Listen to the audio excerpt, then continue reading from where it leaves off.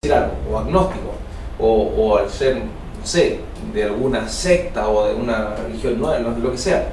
Todos hemos cometido el error, a lo mejor con buena intención, de decir, no, yo estoy convencido de lo que creo y siento que es lo mejor y siento que es la verdad y te lo voy a explicar. Pero siempre como trato de convencer, lo que convence no es la predicación, lo que convence no es la argumentación racional, que sirve, obvio que sí, es necesario. Lo que convence es el testimonio de vida. Lo que convence es una actitud que la gente de una u otra manera nota que viene de adentro. Eso. Ya. Seguimos. Es la época esta donde Pablo seguramente escribió gran parte de sus cartas.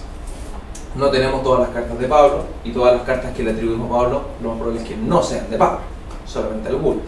Al menos cuando yo estudié me dijeron que de todas las que tenemos, solamente 7. Sí, y tampoco enteros, fragmentos. De hecho, no tengo el dato aquí, no lo preparé para esta clase, pero me acuerdo ahora, creo que la carta a los Corintios, que nosotros decimos primera o segunda, son como 10. Y que quedaron, 10 fragmentos que se han encontrado por ahí, que se encontraron en algún momento, y que se condensaron de tal manera, más o menos armónica, más o menos en la misma época, más o menos los mismos temas, y quedaron en 2 bloques. ¿Cómo se formaron todos los libros de la Biblia? Prácticamente. Entonces, ya. Pero es en esta época, la época de los viajes de San Pablo, donde él empieza a escribir, y que escribe no para que lo recuerden, no para pasar a la posteridad, sino que para animar la fe de las comunidades. Es como, siempre me ha llamado mucho, me llama la atención mucho no sé si sigue teniendo algún tipo de, así como de popularidad, pero hay un artista o una disciplina artística de circo que es hacer bailar los platillos sobre unas varillas. No sé, 10 varillas. Entonces el tipo le da como cuerda a la primera, la segunda, y cuando llega a la última tiene que volver corriendo porque a la primera ya se le está acabando la cuerda. Más o menos eso es lo que hace Pablo, guardando las abismantes proporciones que hay con la analogía que vamos a hacer, pero es eso.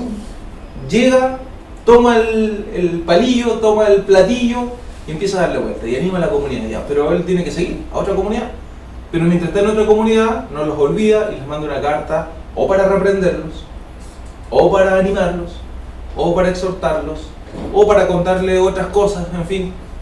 Y así en el fondo también va animando las comunidades. Hasta que finalmente va a llegar al centro del poder, Roma. Hacia el final del libro de los Hechos ya obviamente se va.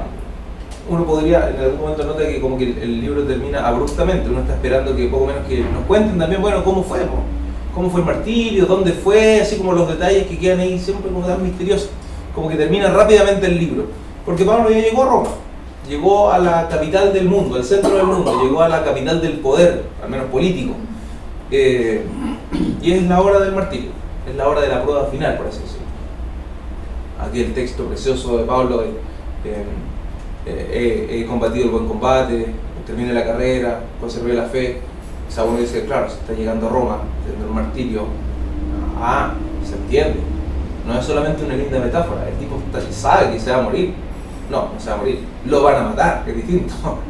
Entonces, ahí también uno podría incluso imaginar, una cuestión mucho más, si quieren, emotiva, hasta sensacionalista, pero que puede en algún momento servirnos como decir, bueno, la fe que vemos en los hechos, la fe que decimos tener todos nosotros como cristianos, tendría que llevarnos a eso, cada uno de donde está, como profesor, como niño de casa, como estudiante, como trabajador, como ciudadano, como chileno, como extranjero, como donde uno está, con hijos, sin hijos, no sé, cada uno desde el punto de vista está, bueno, tal vez no estamos llamados a hacer la misma historia de Pablo, obvio que no, cada uno es único y irrepetible, pero sí hay arte e inspiración aquí, como para nosotros. Fin de esta cuarta etapa. Pero nos queda la quinta, que nos quedan algunos minutos, esta es más cortita, así que no es tan complejo.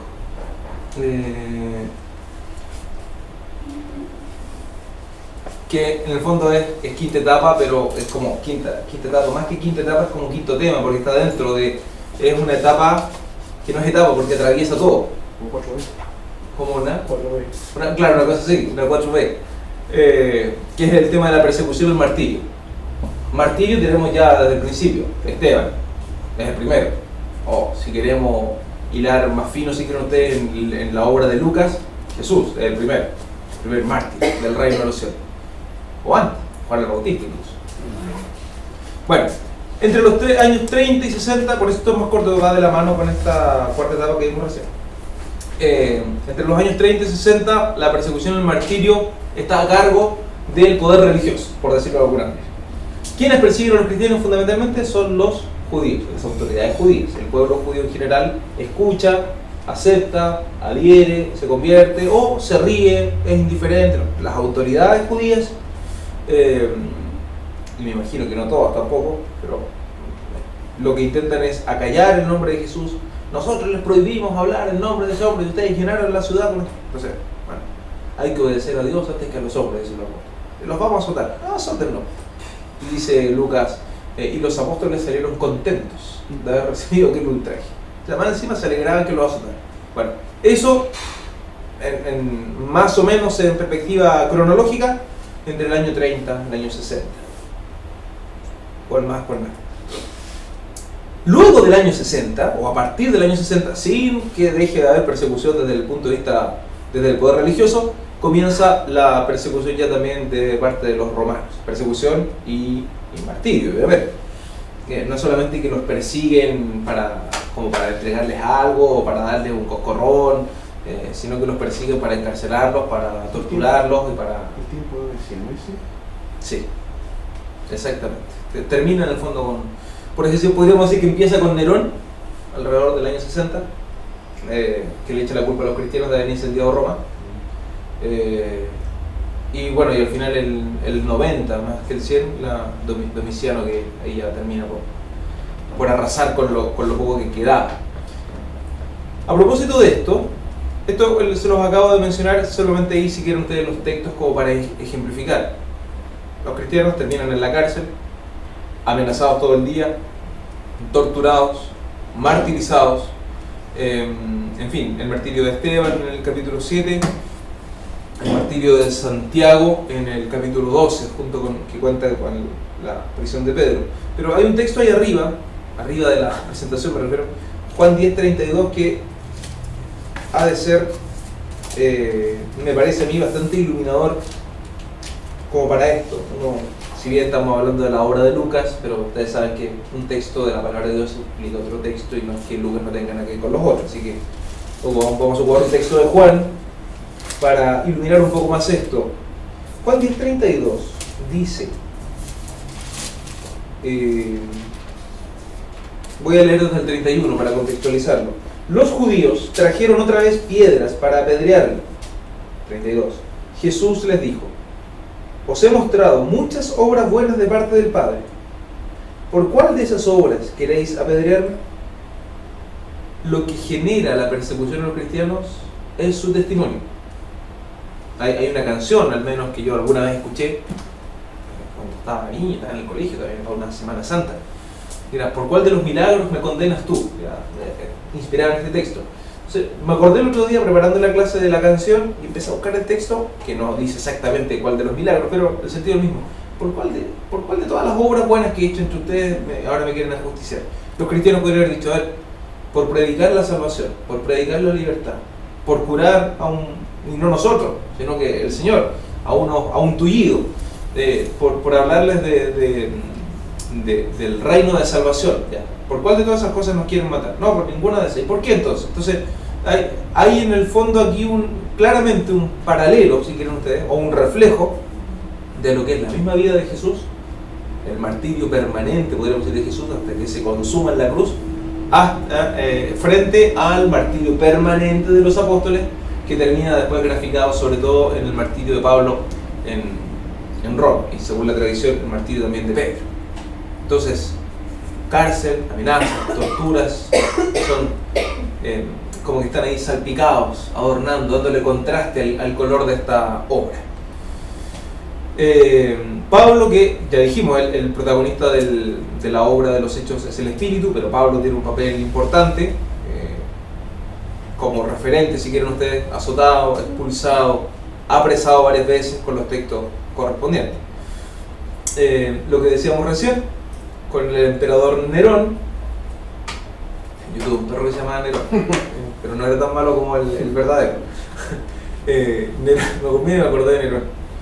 Nerón persigue a los cristianos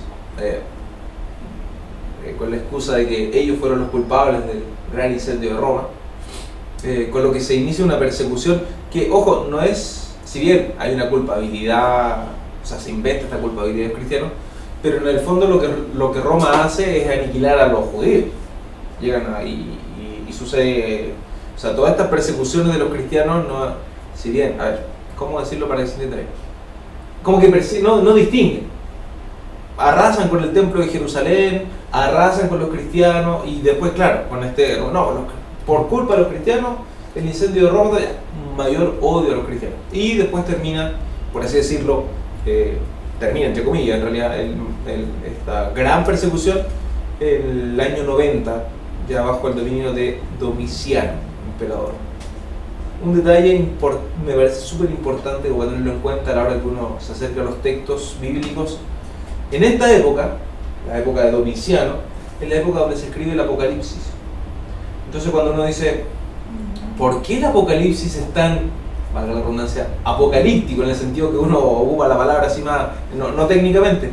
Bueno, por eso, porque están viviendo un tiempo donde está quedando la grande, donde no queda nadie parado, donde no queda nada parado, no queda nadie vivo. Entonces claramente la intención del autor del Apocalipsis es dar ánimo a las comunidades que están viviendo la persecución, y es de una u otra manera explicar por qué el mundo parece que se está acabando. Porque, no sé, yo me imagino, uno dice que los romanos hayan invadido, que los romanos arrasaron. Yo trato de imaginármelo como he visto en estos días las imágenes de cómo quedan las ciudades, los pueblos palestinos después de un bombardeo, o cualquier otra ciudad después de un bombardeo, tratando de, claro, no había misiles en esa época, pero las casas tampoco eran tan fuertes como lo son ahora. Entonces me imagino que quedaba así, con ese panorama. Obviamente es para pensar que el mundo se está terminando y que llegó el fin de los tiempos y que hay que mantenerse en la fidelidad porque ya viene el Señor.